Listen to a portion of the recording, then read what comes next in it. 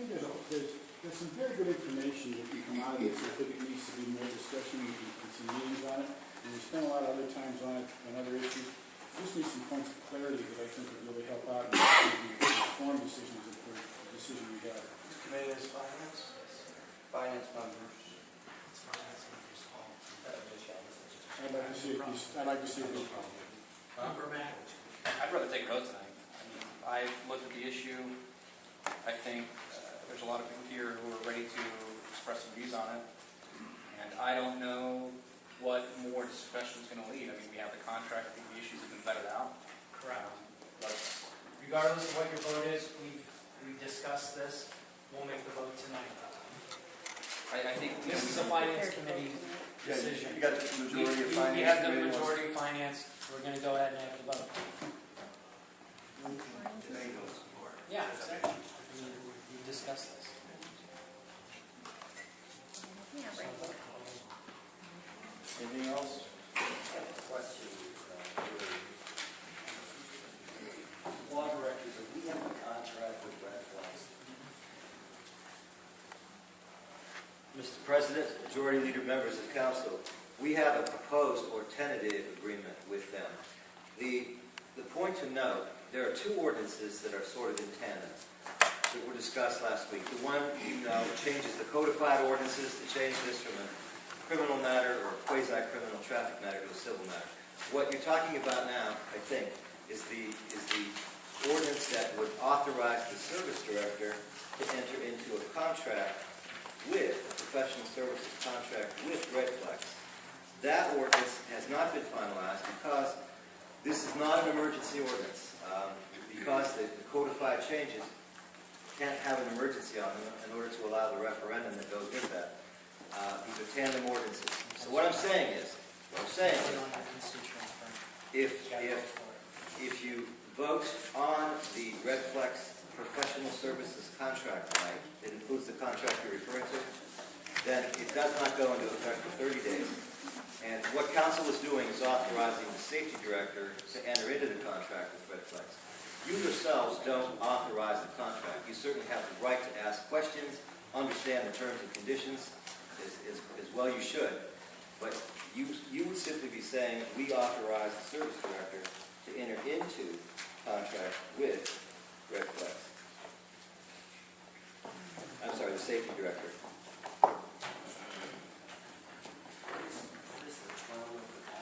It's a 5-year term with automatic 2-year renewals.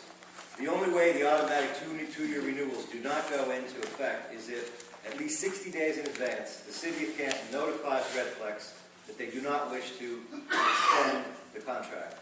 Again, let me say that. It's a 5-year term, 2 automatic 2-year renewals, unless at least 60 days in advance the City says no mas.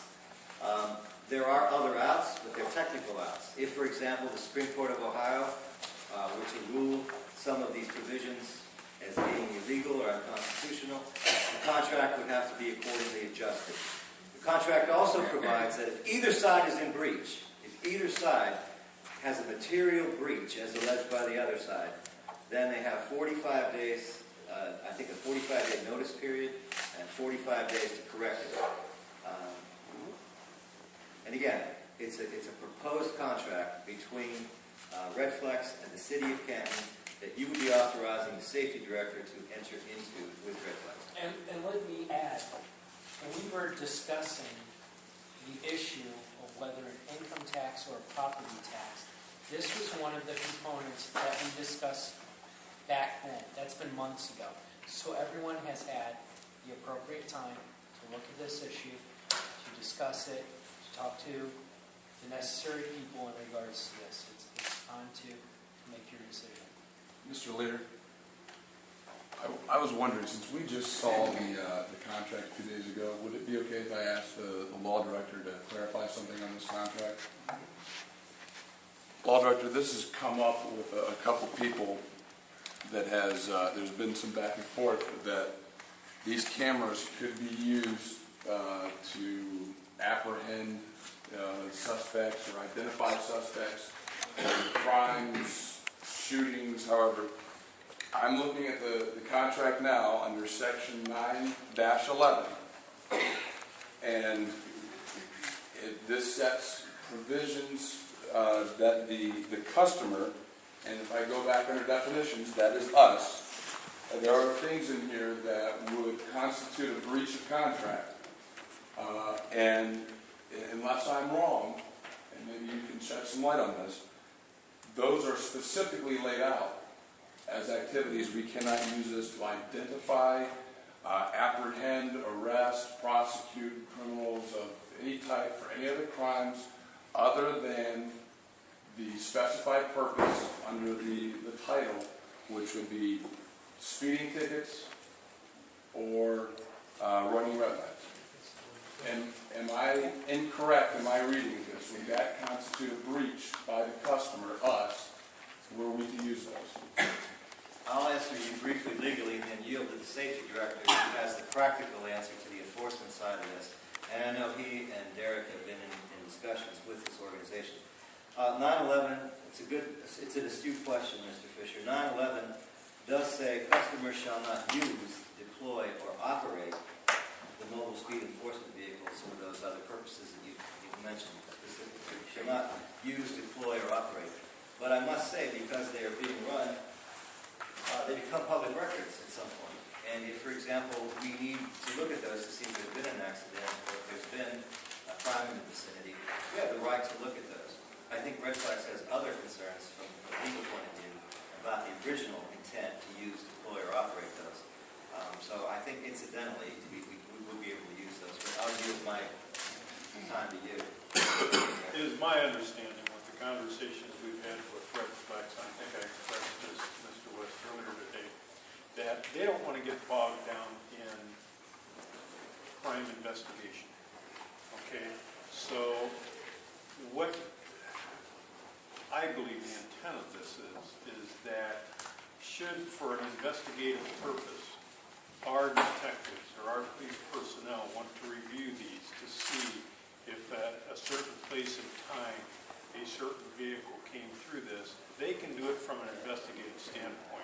Redflex doesn't want to get tied up in the criminal investigation aspects of reviewing this stuff on behalf of the city. If we want to review it because we are the customers to assist us in criminal investigation, I think the law director hit the nail on the head. These do become public record. And our detectives or police department would have that right ability to be able to research that if they have reason to believe it would assist them in solving some kind of major crime. Now, I would just be curious, I don't know, it doesn't spell that out under this section.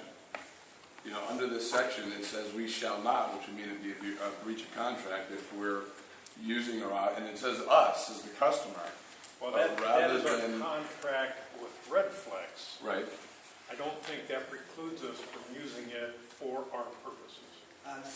Safety Director, could you possibly, or law department, in the next 30 days, because this doesn't pass for a while, is there a way that we clarify that or put a sentence in there that says we may use these for ... for the purpose? Believe me, these cameras are not going up for criminal investigative purposes. No. They are up for their specific purpose. We're not scanning areas. We're not trying to take pictures of people. We're taking photographic pictures of people committing traffic violations. That is the intent of this system. So we're not going, these are not crime cameras, so everybody's clear. Because that's gone back and forth. We've heard that these are for speeding, but it'll help stop crime. And I know we've all heard that. We'd be clear because of the language in here and what you're saying, that these are not crime cameras and we're not employing them for that purpose. I think there is a time, if the crime is serious enough and our investigation is running that they think that there is criminal evidence on these tapes, that our investigators will use that for these purposes.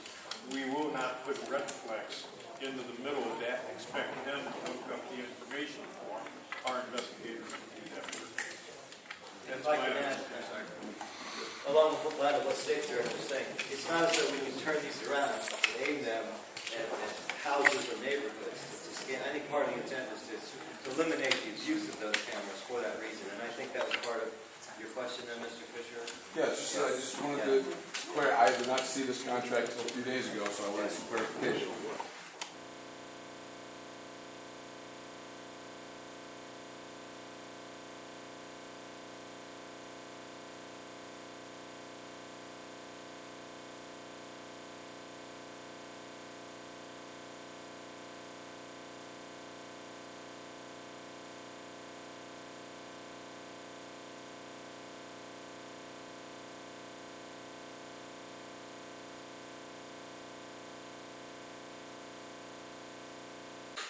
I've read the contract, and I know, on record, that there are provisions where the city, under certain circumstances, would have to indemnify Redflex for a breach, number one.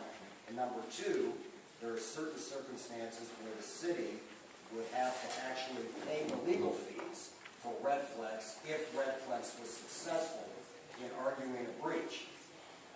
I just want to make sure, from your perspective, do you believe there's anything in this services agreement that would open our city up to a potential multi-million-dollar lawsuit against or with regard to this Redflex contract? You ask a very good question. I have concerns about the indemnification clause because the Ohio Attorney General has written an opinion, they have opined, that we, as political subdivisions, in most circumstances, are not to enter into an indemnification. Not crime cameras. We are expressly forbidden under breach of contract from using these cameras for arrest, for capture, for identification, for conviction of criminal activities. And I know that there's debate out there, well, could we use it? You know, is it possible? There are public records requests. Under Section 911 in this contract, we are expressly forbidden from doing it. These are not crime cameras.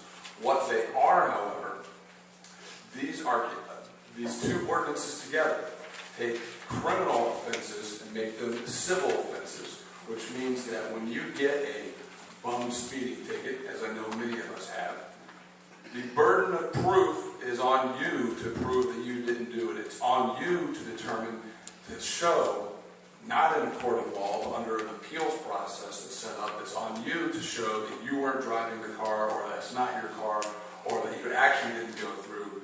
You are not innocent until proven guilty. You are guilty. This contract, we have no right to go back and say, you know, this is a failure. It's not working. We're sorry. We tried.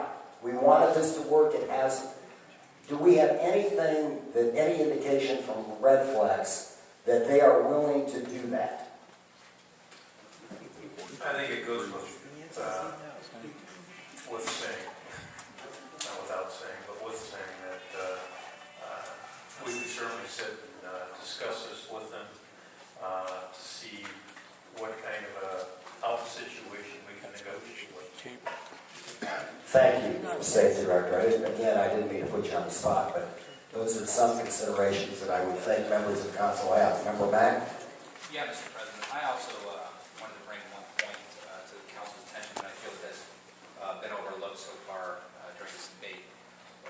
In this contract, there's a specific provision, section 3.5, that says, the customer will diligently prosecute citations in the collection of all fines. That means collection is on our shoulders. Now, whether referring it to a collection agency constitutes diligence, I mean, I think that's a point for the lawyers to argue over. If it's not, and we have to refer it to our law department for vigorous prosecution, do we have the resources